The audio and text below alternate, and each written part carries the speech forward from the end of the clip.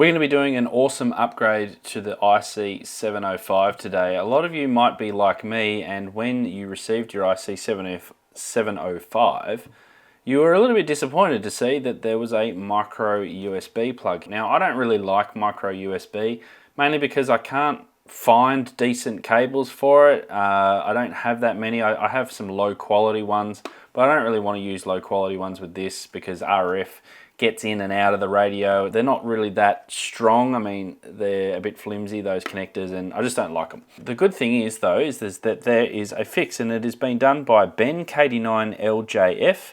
He is at I Help You Tech, and he's come up with an Icom IC-705 USB-C send control board upgrade, and he's sent one here for me today to install into my 705. So this board is a direct swap out for the existing board that is already in the 705. So what we're going to be doing is taking that board out and swapping it in with this one.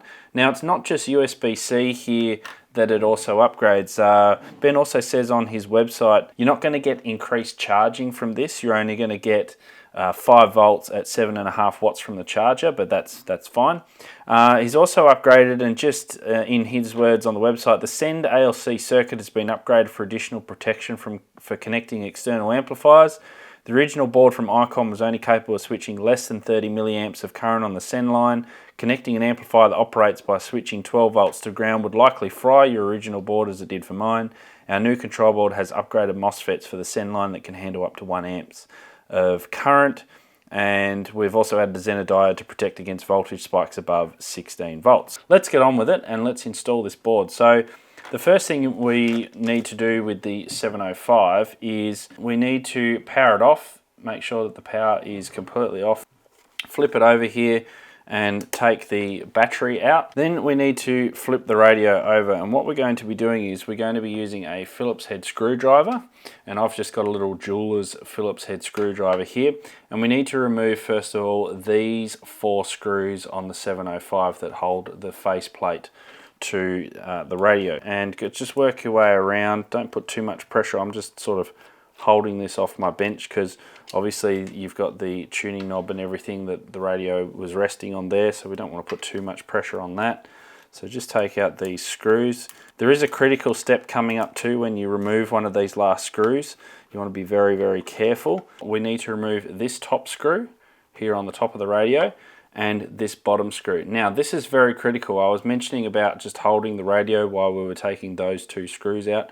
You don't want to be holding the display when you take this out, because that will unbalance the radio, and you're holding the display unit that you're actually unscrewing it from. So you don't really want to be doing that. So what we're going to do is let's just undo this bottom screw first. Place the radio down there, undo the top, and we don't, the reason why we want to be very careful here is because there are some ribbon cables that hold the display to the main body of the radio, and if we're holding the display, then the whole body of the radio could fall out the back and then rip those ribbon cables, which would be a very bad day. So there's also, so those 2 screws on the top and the bottom, they are shorter screws, just for reference. The other 4 screws are long-bodied screws, so you can see the differences here. So those 4 that we took out earlier are the long ones, and then you got the 2 short ones. So just put those off to one side.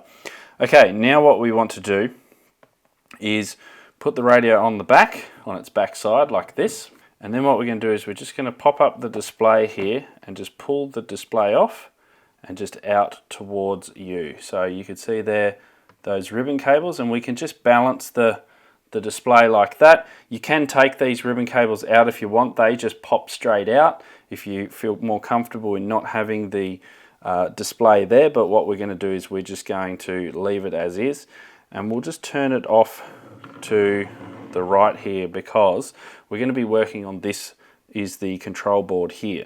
So what we want to do is the next thing is remove these 3 screws that you can see here that hold this control board in. What I've had to do is I've had to just get another different kind of screwdriver here just to take these out, because they are a little bit tough and tight.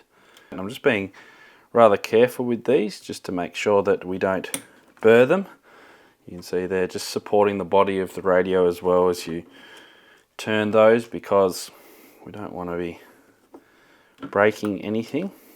What we want to do is just grip the control board here by the ribbon cable, and we just want to flip it over 180 degrees. So we've got the original cable here, and this little latch here holds the ribbon cable.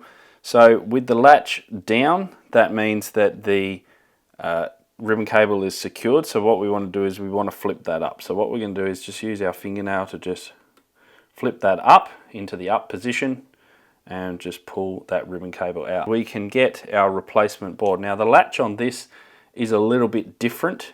The latch is actually on the rear side of the cable entry. So the cable entry comes in here in the same spot. So we're going to fold that ribbon cable up, and it'll only go in about 1 millimeter, not very far at all. So just line that up accordingly like that, and you'll feel it just go in. You don't need to push it too hard, and then just push down that latch, and that should latch the cable on, and then we're good to go. So then all we do is just flip this back around, and what I would probably do here is just maybe just put one screw in here just to hold it in place. So I'm just going to put this middle screw in here, and then what I want to do is I want to get a USB-C lead, which I've got over here, and I just want to check the alignment. I mean, it's a little bit hard to see because I don't want to flip the radio up just now, but just check to make sure that you can pop the USB-C lead in, which I can. It looks like it's all good, so I think that we're pretty well aligned. So now simply all you need to do is just put the screws back in to place.